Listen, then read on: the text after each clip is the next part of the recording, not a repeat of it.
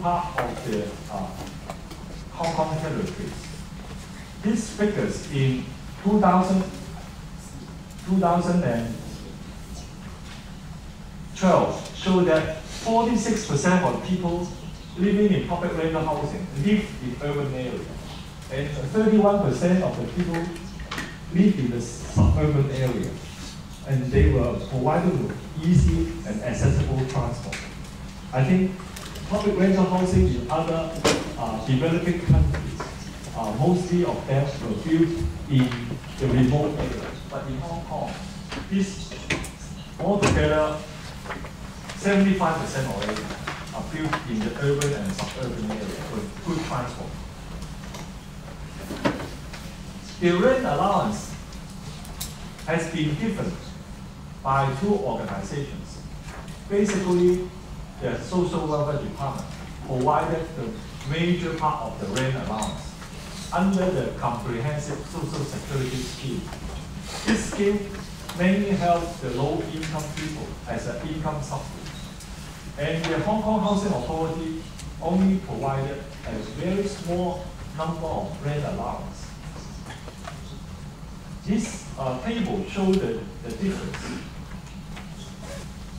In Hong Kong, 181,000 cases, the welfare recipient received the rent allowance. But in actual fact, 80% of them use this rent allowance to rent and pay the rent and live in public rental housing. So the rent allowance actually were not used for them to rent private housing. Only about 20% of them pay the private sector rent with the assistance of the rent allowance. And in the use of the rent allowance, 2% of this rent allowance recipient living in public rental housing pay the rent. Actually, 90% of them could use the rent allowance to pay all the rent. But unfortunately, people in receipt of rent allowance in the Social Welfare Department cases, over half of them cannot pay with the rent allowance. They have to pay out of their own pocket. So the rent allowance, the amount of rent allowance is so low that they can afford. I think Taipei has a similar situation. In the case of the Housing Authority, they operated a pilot scheme, and they invited 17,000 eligible elderly applicants to apply for that scheme. But the response was very, very bad. So far, only 623 out of these 17,000 was given the rent allowance. And only 600 something were interested in getting that allowance. And in fact, almost 60% of them had opted back to move back to the public rental housing after using the rent allowance for some time. And over 100 cases withdraw, and by now, in the early 2003, only 67 cases left over. So rent allowance is not a popular thing among the people who are qualified and eligible for public housing. There has been a long history of in-kind public rental housing provision in Hong Kong. Since 1954, we built resettlement housing, and we also built some low-cost rental housing. And from 1973 onward, we organized the different housing organizations. And there are different periods. I would like to show you about the production for these different periods. This is done on an annual production basis. This is rental housing. This is called the average annual production. The two in red, the highest production was done in these two periods, from 83 to 88. and to 98 to 2003. Each year we build about 27,000 units per annum. But don't be cheated by this number, because within this number, actually Hong Kong Housing Authority has redeveloped many of the old public housing assets. Between the early 1990s and up to 2012, almost 10,000 units were demolished every year. So we built 22,000 units on average per annum, but we demolished almost 10,000. So the net increase is only 12,000. But on top of them, we also built public sector sales flat for sale at a discount price. This number added together, we have I think a huge production per annum. And government's involvement is very, very big involvement. And the money used by the sale of public sector housing is to cross-subsidize the public rental housing tenants, because the rent they pay could not pay for all the budgets, the expenses. In Hong Kong, we built a very basic housing in the very beginning of the government involvement. Imagine 24 square meters per adult. This number less than 2.23 meters. You have 一平, 一平 is the 3.3 square meters. You can imagine this number. In 2012, the 1 and 2 persons lived in small unit of about 5 ping. Your definition is 5 ping and to 6 ping for 1 and 2 persons. For 2 and 3 persons, this is 22.3 square meters. Nowadays, 12.9 is the average. We are providing small unit, but we charge low rent. Sustainability is embedded in public housing development, with initiatives implemented in energy efficiency, water saving, greening, and water recycling. The rent allowance was further invited by the government. This is to be considered by the Hong Kong Housing Authority in year 2000. And they implemented the rent assistance scheme to the elderly applicants. And in 2001, government also invited the Housing Authority to extend the rent allowance and to study whether it is possible to extend it to all the applicants who are qualified to apply for public rental housing as a supplement or alternative. But let me compare the two for your information. We have a long legacy of the public rental housing provision in Hong Kong. The quality of public housing is good, generally good, with reasonable standard. And on top of the provision of quality public housing, government involvement in public rental housing also have a lot of externalities.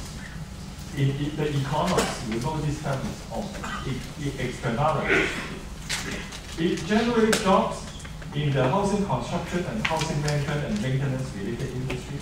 It also help a lot of other things and help to develop new towns. Our Singapore friend will tell you more of the development of Singapore town, with the development of public housing. And the quality of the housing rented by the rent allowance recipients are generally very poor.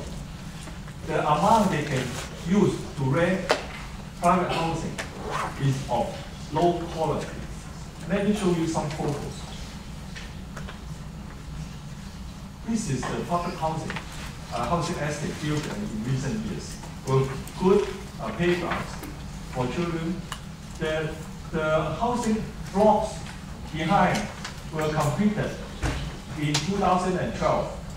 These were completed in 1976.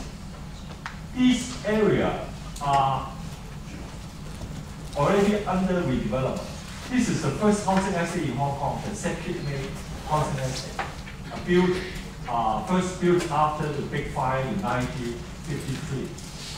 These are the private housing. On the top floor, they are all illegal structures, housing those people using rent allowance. But the people living here pay very low rent, but enjoy a very good living environment. This is the internal living room of one of the two-bedroom flat. The two-bedroom flat, one room on the left and one room on the right-hand side. And the kitchen, the toilet, and the sea view. They enjoy sea view of the Hong Kong Harbour as well. This is not only the privilege of the people living in the middle class housing. And this is the layout plan.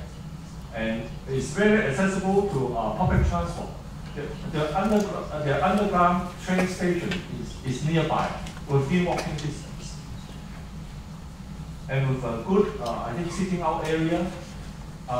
And this is a 24-hour security guard service. Hong Kong government, since 2000, year 2000, has been providing 24-hour round-the-clock door entrance security guard service with closed-circuit TV. It's a high standard closed-circuit TV, color one, and with a lot of CCTV as well. And this is again the playgrounds of the public housing estate. The young people can sit there and talk and enjoy see the old buildings here. On the top are all illegal structures, 违家. Next to it are public rental housing.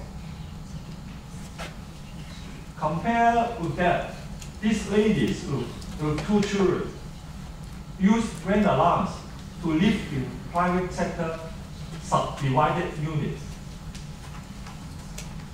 This is the space they enjoy. The bed, double bed, double bunk. This, I think, the sitting area. At the evening, when the husband comes home, they unfold it and then become another bed for the husband. A very tiny bed. Another one, you see the boy has to do his homework here. Show you some of the subdivided flat. This is the main entrance. This is one of the entrance to one tenant unit with a toilet. This is the cooking area. Some of them have no windows.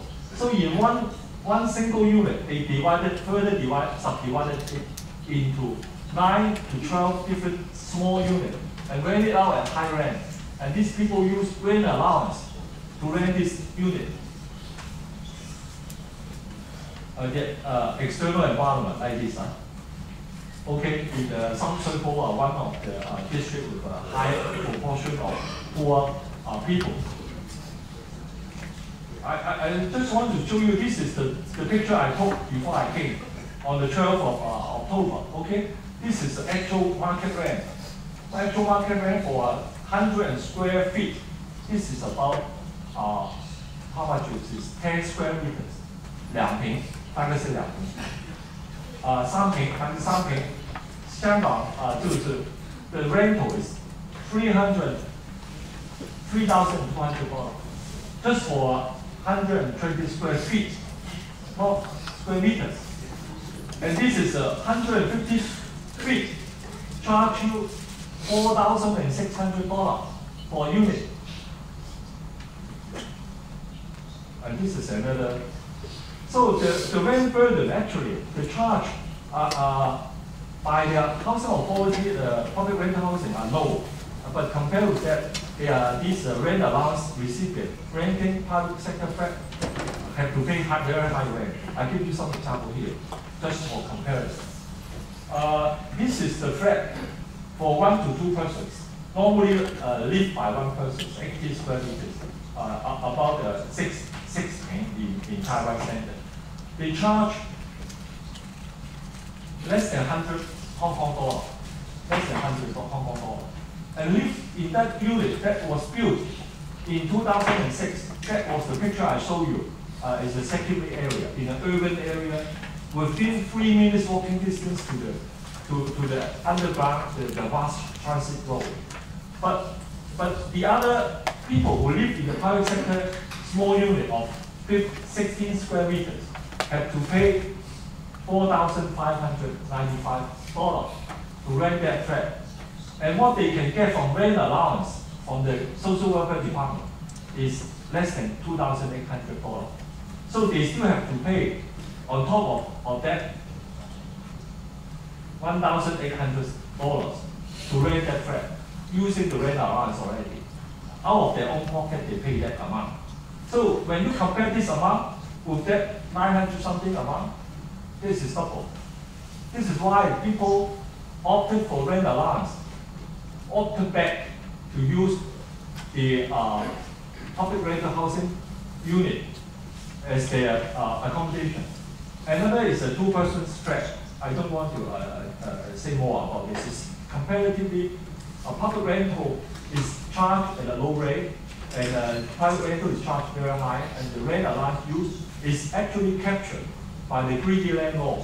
Because we know many of them use rent allowance, and they use rent allowance and they raise the rent because they know they have rent allowance. Under scarcity of supply of reasonable good private housing in Hong Kong. The additional benefit of being public rental housing tenants are that in the past 7 years, government, due to surplus of their government revenue, they want to help people under economic and financial difficulty. Every public housing tenants will be given rent reduction or rent holidays. They don't have to pay rent. The government pay rent for them. So in a total of 84 months, they only pay 64 months rent. And the other rent are paid by either the government or the Hong Kong Housing Authority. So actually they pay 80% of the 84 months and enjoy 84 month period of living in the public rental housing. This is good. And the rate concession given by the government is also passed on to the people. And there are also, if they have financial difficulty, for all public tenants, they can receive half rent payment benefit, or just to pay 75% of the normal rent.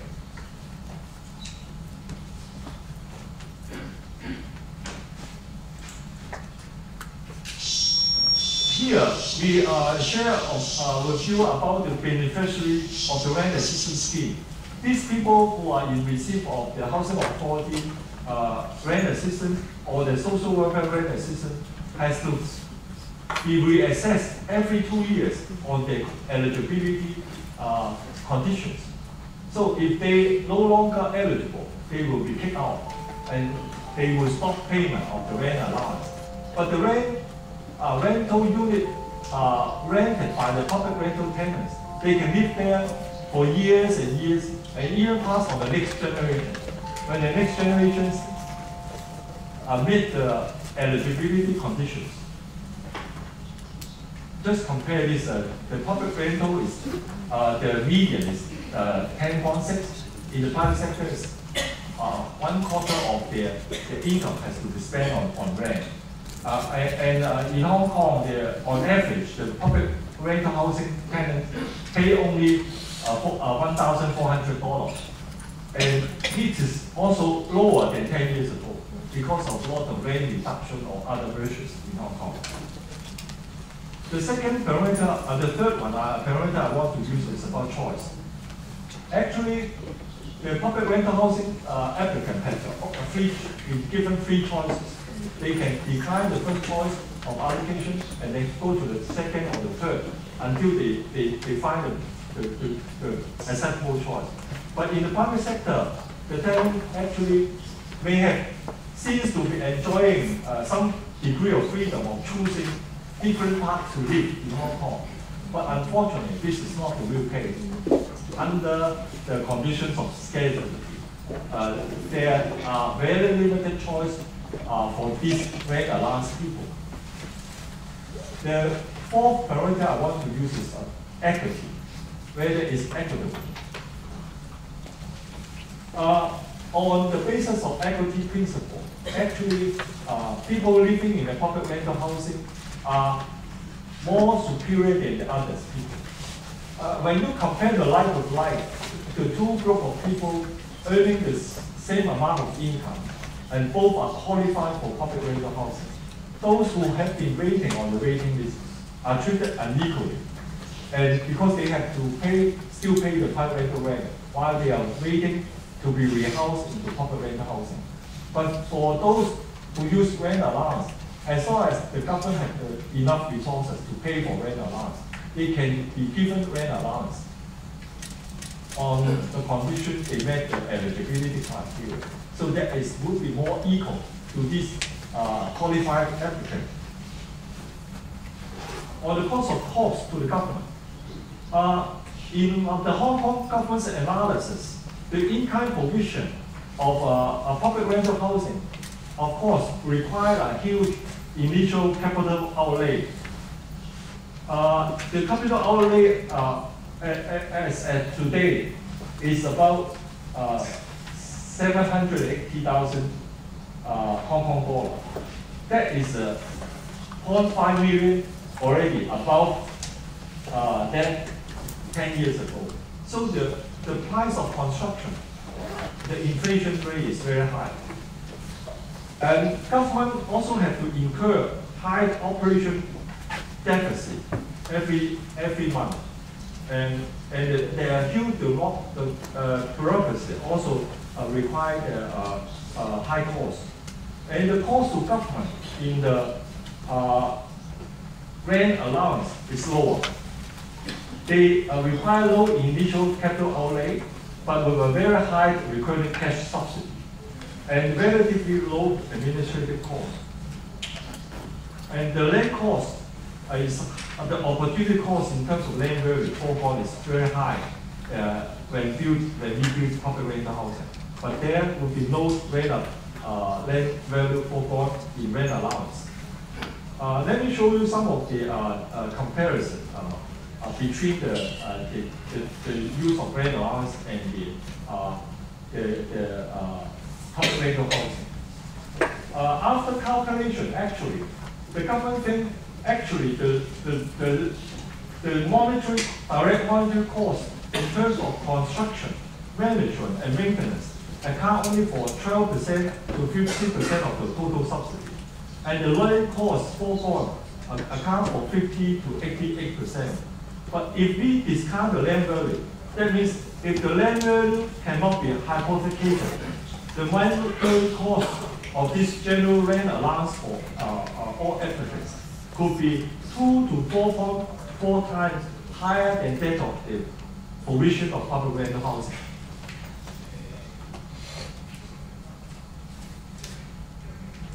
When we talk about land costs, the land costs actually used by the public rental housing cannot be actually realized because throughout 60 years of history, people already recognize public rental housing as a very important cornerstone foundation of the Hong Kong social stability.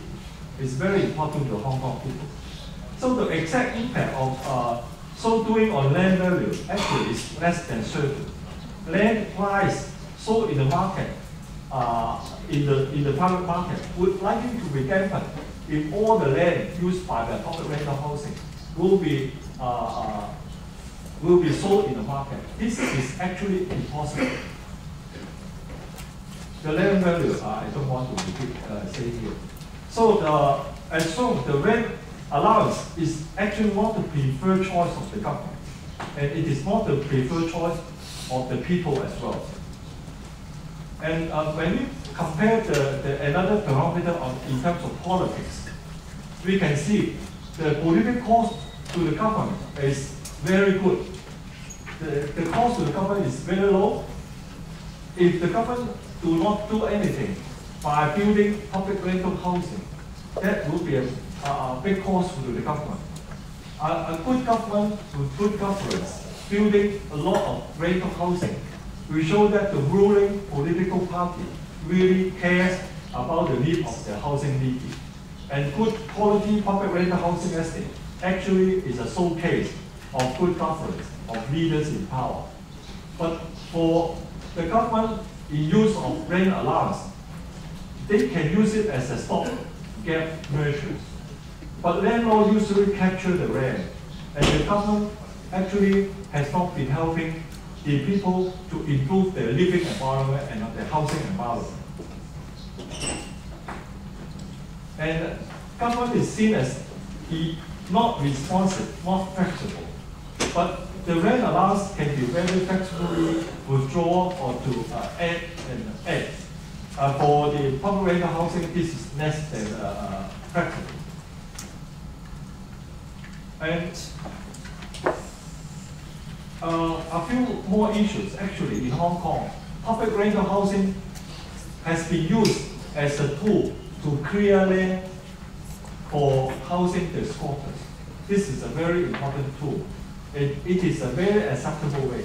Governments like compensate the victims of clearance projects, and it makes the clearance project more smooth and as look like a lubricant. And the public interest dimension has been, I think, considered. And actually, the land recovered from the clearance project has been used for economic and other social purposes for the good of Hong Kong society. The social stability parameter, public rental housing is seen as a very good form of housing assistance to the Hong Kong people. It is a better alternative than rent allowance. And the rent allowance, although require land, but the land occupied by those people living in squatters or substandard housing, as long as they were cleared by the government can use the land to rebuild good quality public rental housing. There are four main reasons government, in some way, not use rent allowance.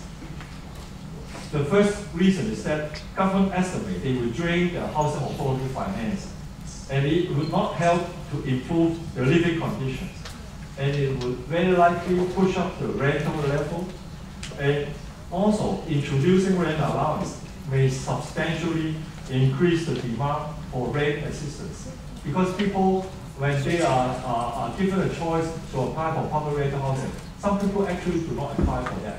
But when you give rent allowance, some will come in and apply for rent allowance and then opt back to apply for rental housing.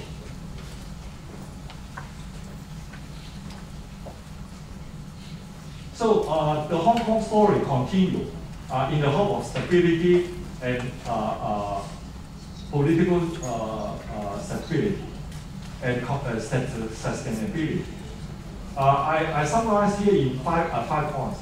Public rental housing units were mainly used for those affected by the current projects in the early years of its development, and it then changed to focus on providing adequate home for the low-income families.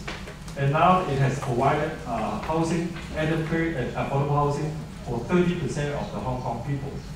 And core subsidy from the surplus generated in subsidized self-help and the non-domestic operation is required if the government do not want to spend too much of its revenue on building public rental housing.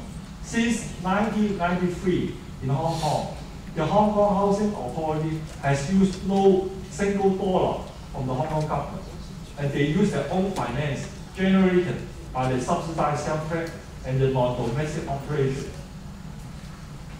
The rent allowance has been given to recipients only to the Social Welfare Department CSSA scheme people as an income supplement measure to the low-income people. And the amount is not adequate to provide for private rental trade. And the public rental housing unit, the in-kind housing provision, is still the preferred choice of the people in need of housing of the government. This is my presentation. Thank you for your